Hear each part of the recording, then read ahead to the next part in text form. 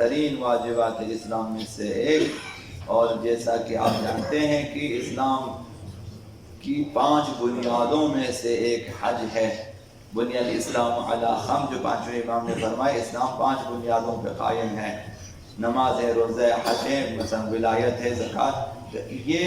ان 5 بنیادوں میں سے ایک ہے، لہذا اس کی طرف اہمیت دینے کی ضرورت ہے۔ کس پر حج واجب ہو جاتا ہے؟ اس شخص پر حج واجب ہو جاتا ہے جو مستطیع ہو جائے، حج بجا لانے کی استطاعت رکھتا ہو۔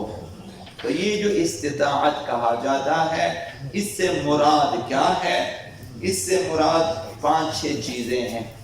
استطاعت سے مراد یہ ہے کہ اتنا وقت اس کے پاس موجود ہو کہ مکہ جا کر حج انجام دے سکے، اتنا وقت اس کے پاس ہونا چاہیے۔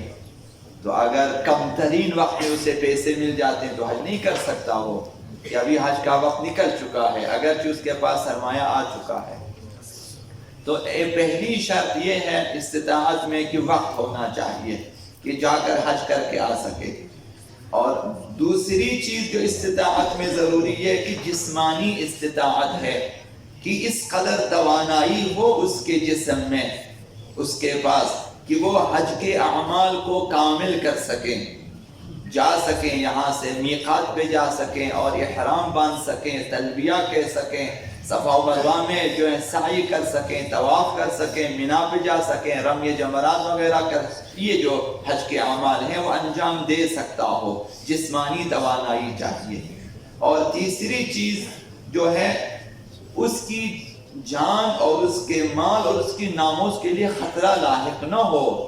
اگر کسی کے لیے حج کے دوران جا کر آنے میں جان کا خطرہ ہو، مال کا خطرہ ہو، ناموس کا خطرہ ہو مثلا،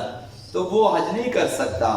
تو استطاعت میں شرط ہے کہ کوئی خوف جانی و مالی و عرضی یعنی عزت کے لیے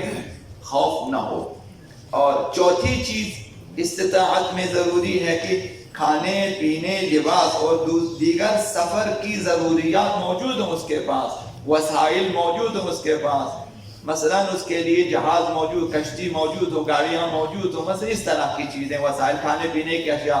اگر ایک ایسا دور آ جائے مثلا کھانے پینے کی اشیاء وہاں فراہم نہیں ہوتی ہے تو آپ نہیں جا سکتے ہیں۔ اسی طرح گاڑیاں بند ہو جاتی ہیں، سڑکیں خراب ہو چکی ہیں، مثلا ہوائی بھی مثلا بند ہے تو نہیں جا سکتے۔ تو یہ کہ یہ چیزیں سفر کی ضروریات اس کے پاس فراہم ہونی چاہیے۔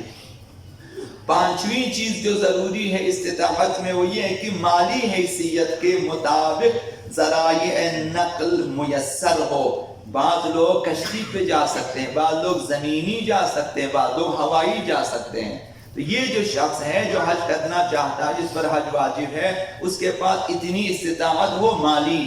کہ وہ یا جہاز پہ جا سکے، یا مثلا ریل گاڑی پہ جا سکے، یا مثلا گاڑیاں مثلا جو ہے کشتیوں پہ جا سکے، یہ ہونا چاہیے۔ اور چھٹی چیز یہ کہ سفر حج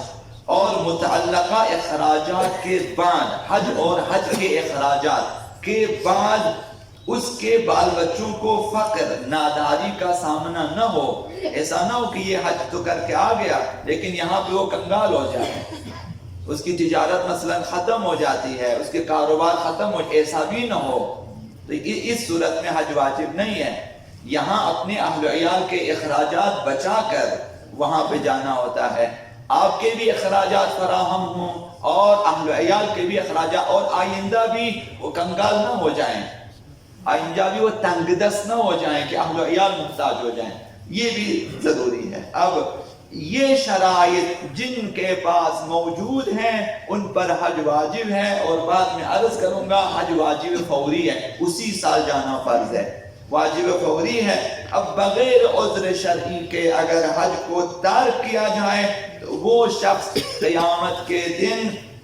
یہودی یا نصرانی محشور ہوگا۔ جب قبر سے اٹھائے گا اسے تو یہ عالم محشر کے لیے بتایا جائے گا کہ یہ یہودی ہے، یہ نصرانی ہے، یعنی جان بوجھ کے اگر حج کو نہ کیا جائے تو یہ پیغمبر اسلام صلی اللہ علیہ وآلہ وسلم ارشاد فرمایا ہے کہ من سوف الحج، جو شخص حج کو انجام دینے میں ٹال مٹول کرے، یعنی آج کل کرے کہ اس سال جاؤں گا، اگلے سال جاؤں گا، دوسرے قافلے کے ساتھ، اس طرح سے ٹال مٹول کرتا ہے، اس کو کہتے ہیں تسویف۔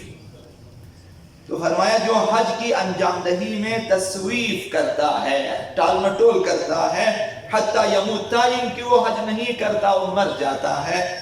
بعثہ اللہ یوم القیامہ یہودیا او نصرانی، قیامت کے لیے یہ شخص قبر سے اٹھے گا، میدان محشر میں آئے گا، ایک یہودی کی صورت میں یا ایک نصرانی کی صورت میں۔ تو اسی لیے دیکھیں حج مہم ہے، رمضان المبارک کس قدر مہم مہینہ ہے اعمال، عبادات اور عرفان کے اعتبار سے۔ رمضان المبارک کے شبہائے قدر اور غیر شبہائے قدر، دن اور رات کی عبادتوں میں اکثر و بیشتر حج کے لیے دعا کرنے کا حکم ہے، اکثر و بیشتر۔ آپ خود پڑھتے ہیں کہ لہذا ہمیں سکھایا کہ تمہاری دعاؤں میں ایک مہم دعا حج کی دعا ہونی چاہیے۔ یہ بارہ پڑھیں گے، اللہم ارزقنی حج بیتک الحرام، پروردگارہ خانے کعبہ کے حج کی ہمیں توفیق دے، فی عامی ہذا، اس سال بھی ہمیں توفیق دے، وفی کل عام، اور ہر سال مجھے حج کی توفیق دے۔ یہ دعا اس کی اہمیت کی خاطر، ما ابقیتنی، پروردگارہ جب تک تو مجھے زندہ رکھے، مجھے حج کی توفیق دیتا رہے، فی یسر، آسانی کے ساتھ، میرے لیے سختی بھی نہ کرے، وعافیت، اور تندرستی کے ساتھ، صحت کے ساتھ مجھے حج کی توفیق دے، وسعت رزق، اور مجھے تنگ دست بھی نہ کرے، رزق و روزی میں بھی میری جو ہے وسعت بخشے اور میں حج کر سکوں، ولا تخلنی من تلک المواقف الکریمہ، ایسے بڑے بڑے اور مقدس مقامات کی زیارت سے مجھے محروم نہ رکھ، والمشاہد الشریفہ، مقدس مزارات جو وہاں پر موجود ہیں، قبر پیغمبر اسلام جو مدینہ جاتے ہیں، قبور اہل بیت جو وہاں پر ہے، کہ یہ حج کا حصہ شمار ہوتے ہیں یہ چیزیں، ان سے مجھے محروم نہ رکھ، وزیارت قبر نبی، اور تیرے نبی کی قبر کی زیارت سے مجھے، یہ سب حج میں آپ کو فراہم ہو جاتے ہیں۔ تو یہ اس مقصد کے لیے ہے کہ رمضان المبارک میں اور مخصوصاً شبہائے قدر میں آپ کو یہ دعا کرنے کا حکم ہے۔ اس کا مطلب یہ کہ حج بہت ہی مہم ہے، اگرچہ باقی زیارتیں بھی مہم ہیں لیکن حج مہم ہے۔